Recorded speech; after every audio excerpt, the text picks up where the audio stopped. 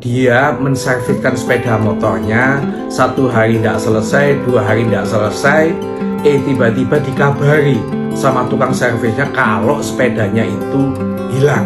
Nasib apes Yusron Hana, pemuda yang kehilangan motor Yamaha NMAX saat servis rutin di sebuah bengkel.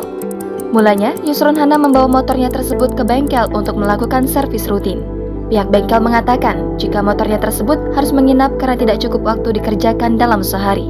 Dari cerita Yusron Hana selaku korban, ia dihubungi pihak bengkel jika motor Yamaha NMAX miliknya hilang.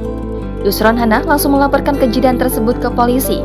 Soleh selaku pengacara yang akan mendampingi kasus Yusron Hana menyayangkan pihak bengkel lantaran tidak mau membuat laporan ke polisi. Selain itu, Soleh juga mengatakan motor Yamaha NMAX itu masih kredit dan berakhir cicilan pada bulan Desember.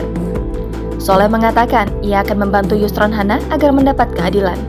Soleh mengatakan ia akan mendampingi Yusron Hana untuk mendapat keadilan di Pengadilan Sidoarjo, Jawa Timur. Soleh memberi saran kepada masyarakat umum agar ketika mengambil kredit motor atau mobil harus meminta perjanjian asuransinya atau polis asuransi agar kedua belah pihak sama-sama tahu. Soleh khawatir jika ada kecurangan soal asuransi kendaraan. Video yang diunggah Soleh lawyer viral di TikTok.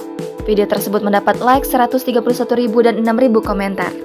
Nah, mestinya yang laporan polisi itu ya yang punya bengkel, karena yang menjaga bengkelnya itu kok malah Mas Yusron yang disuruh lapor. Nah, ini Mas Yusron sudah laporan kehilangan.